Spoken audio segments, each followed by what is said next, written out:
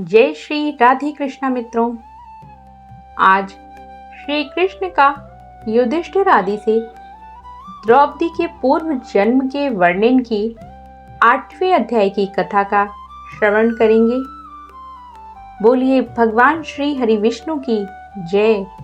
सूत जी बोले, हे तपोधन, विष्णु और श्री कृष्ण का संवाद सुनकर नारद जी ने पुनः प्रश्न किया, हे प्रभु, लक्ष्मीपति की वैकुंठ गमन के पश्चात क्या हुआ, सो मुझे सुनाओ। इस प्रश्न से भगवान बद्रीनाथ प्रसन्न हो बोले, श्री लक्ष्मीपति ने पुरुषोत्तम मास को अपने वैकुंठ में ही निवास दे दिया, तो वह वहां का निवासी, स्वर्ग का वासी और सब मासों का अधिपति होकर सानंद विष्णु के साथ क्रीड़ा करने लगा। अनंतर हे मुने, भक्त वत्सल भगवान युधिष्ठिर और द्रौपदी की ओर देखते हुए श्री कृष्ण जी ने अर्जुन से कहने लगे, हे राज शार्दुल, मुझे विदित है कि आप लोगों ने वन में आकर कष्ट सहे हैं, इसी से आपको पुरुषोत्तम मास का ध्यान नहीं रहा। वृंदावन श्री कृष्ण का प्रिय पुरुषोत्तम मास आदर नहीं पा सका। व्यास जी से शिक्षा प्राप्त करने हेतु युद्धशील अर्जुन भी इस इंद्रलोक पर्वत पर तप करने चले गए। उसके विच्छोह से दुखी होकर आप लोगों ने भी अज्ञानता में ही इस पुरुषोत्तम मास का व्यतीत होना नहीं जाना, और यह सब भाग्यवश ही हुआ है। अब मैं आपके दुखों के दूसरे कारण को इतिहास के साथ कहता हूं, तुम ध्यान लगाकर सुनो। श्री कृष्ण बोले, यह द्रौपदी पूर्व जन्म में एक विद्वान ब्राह्मण की पुत्री थी। समय बीतने पर यह 10वें वर्ष में आई तो इसके नेत्र बड़े सुंदर हो गए और रूप निखर गया। यह चतुर गुणी और सुंदरी थी और पिता की अति प्यारी थी। पिता ने उसे पुत्र की भांति पाला पोसा था और कभी उपेक्षा नहीं की।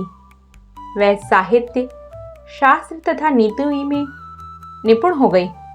माता की मृत्यु पहले हो गई थी, इससे उसे पिता ने ही पाला। पड़ोसियों, सखियों का सुख देखकर वह भी पुत्र आदि की कामना करने लगी। विचार करने लगी कि ऐसे गुणी और भाग्यशाली पति पुत्र आदि मुझे किस प्रकार प्राप्त हों। वह सोचती कि अब क्या किया जाए, किस देव की उपासना की जाए, किस मुनि के समीप जाऊं, कौन सा तीर्थाटन करूं। मेरा भाग्य क्या सोया हुआ है, कोई मुझे पत्नी रूप में अंगीकार नहीं करता। इतने विद्वान होने पर भी मेरे पिता भाग्य दोष से ही मूर्ख बने हुए हैं, जो विवाह के योग्य होने पर भी मेरे लिए उपयुक्त वर नहीं ढूंढा। मैं अपनी सखियों में प्रमुख बनी हुई हूँ, किंतु फिर भी कुमारी हूँ। मेरी सखियों को स्वामी के सुख का जैसा अनुभव है, मुझे वैसा नहीं है। इसी से मुझे अत्यंत क्लेश है।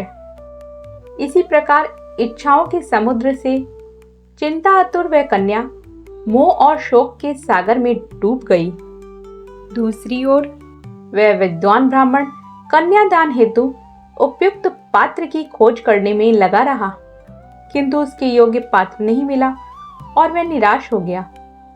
अपनी कन्या के दुर्भाग्य से उसके संकल्प का पिंजरा टूट गया और दैवशात उसे तीव्र एवं दारुण ज्वर से ग्रस्त कर लिया। उसने अपनी पुत्री को स्मरण किया, किंतु जब तक भयभीत पुत्री उस तक आई कि उसके प्राण निकल गए, वह कन्यादान करने की प्रसन्नता भी अनुभव नहीं कर सका। गृहस्थ धर्म में पालन किए गए परिश्रम की चिंताएं एवं संसार की सब वासनाएं छोड़कर हरि के साथ अपने को तन्मय कर देते हैं। इसी तरह निपुण ब्राह्मण ने नील कमल की भांति सुंदर त्रिभंग ललित स्वरूप श्री हरि पुरुषोत्तम स्वरूप में अपना चित्त लगाकर उन्हें स्मरण किया।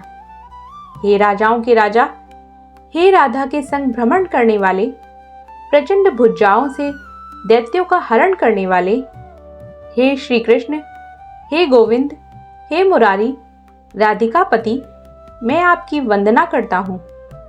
हे नाथ, ऋषिकेश आपकी वंदना करता हूँ, मेरी रक्षा करो। उस मुनि के ऐसे वचनों को सुनकर भगवान के लोक से उनके पार्षद आ पहुंचे और मृतक की आत्मा को लेकर भगवान के चरणार बिंदों में प्रस्तुत कर दिया। अपने पिता को मृत पाकर वह कन्या हाहाकार करके रुंदन करने लगी। पिता के शरीर को गोद में रखे वह करुण विलाप करने लगी। हाय पिता, अपनी पुत्री को सुख से रखने वाले कृपालु, मुझे आप किसके आश्रय छोड़ कर गए हो? मुझ पितृहीन की अब कौन रक्षा करेगा? ना मेरा कोई है, ना कोई और कुटुंबीजन, मेरी तपस्विनी माता भी तो नहीं है। हाय, मेरे भोजन वस्त्र की चिंता अब कौन करेगा? हे पुत्रों को प्यार करने वाले पिता, तुम बिना विवाह किए हुए मुझे छोड़कर कहाँ गए? हे तपोनिधि, लौट कर यहाँ आओ। इस प्रकार अश्रु बहाती हुई वह ब्राह्मण बालिका बारंबार रुंदन करती रही।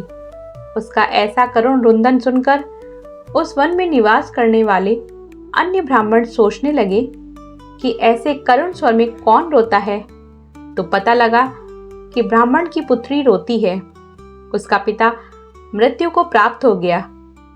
सो सब एकत्रित होकर विलाप करते हुए उस ब्राह्मण बालिका के निकट पहुंचे और रुंदन करने लगे। अंत में उन्होंने उस बालिका की गोद से मृतक शरीर को उठाया और काष्ठादि से चिता बनाकर शिवालय के निकट शमशान में उसकी अंत्येष्टि कर दी और तदंतर दुखी ब्राह्मण बालिका को धीरज बंधाकर सब अपने अपने निवास स्थानों को लौट गए। बालिका ने पिता के सभी औदर्व देहिक विधानों में यथाशक्ति व्यय किया और उसी वन में अपने पिता के विच्छोह से दुखी रहने लगी। इस प्रकार श्री वृद्ध नारदीय पुरुषोत्तम मास महात्म्य 8वां अध्याय संपूर्ण। बोलिए भगवान श्री हरि विष्णु की जय, लक्ष्मी नारायण की जय।